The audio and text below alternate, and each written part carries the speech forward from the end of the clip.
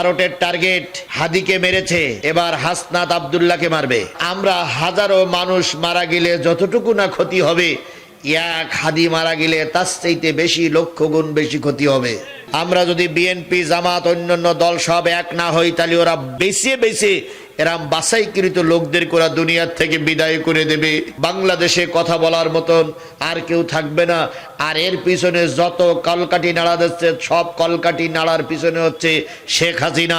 এই জন্য শেখ হাসিনার ওইখান থেকে কলকাঠি নাড়া দিচ্ছে, আর আমাদের দেশে টার্গেট করে করে মারতেছে। আল্লামা সাইদি মারা গেছে, যে শূন্যতা শুরু হয়েছে হাজারো আলেম ওয়াজ করে সেই শূন্যতা পূর্ণ করতে পারবে? হাদিও আমাদের সেই কলিজার মানিক। এই জন্য আমরা দোয়া করব আল্লাহ পাক যেন হাদিউজ্জামান হাদিকে সুস্থ করে আমাদের কাছে ফিরাইয়া দেয়।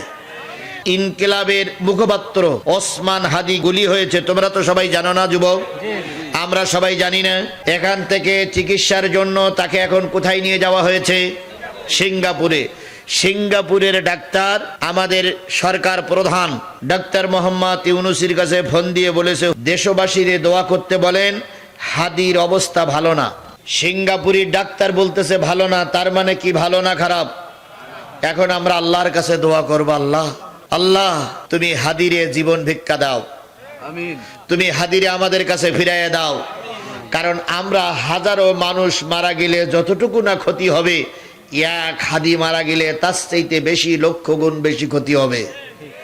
আল্লামা সাইদি মারা গেছে, যে শূন্যতা শুরু হয়েছে হাজারো আলেম ওয়াজ করে সেই শূন্যতা পূর্ণ করতে পারবে? হাদিও আমাদের সেই কলিজার মানিক। এই জন্য আমরা দোয়া করব আল্লাহ পাক যেন হাদিউজ্জামান হাদিকে সুস্থ করে আমাদের কাছে ফিরাইয়া দেয়। 2 নম্বর কথা, ভারতের টার্গেট হাদিকে মেরেছে, এবার হাসনাত আব্দুল্লাহকে মারবে। তারপরে হলো সাদিক কায়েমকে মারবে। সুতরাং বিএনপি জামাত এবং অন্যান্য সব রাজনৈতিক দলের কাছে আমার বিনীত নিবেদন, আজকে পীর সাহেব হুজুরকে নিয়ে দোয়া করব, দয়া করে দেশের স্বার্থে সব এক হয়ে যান।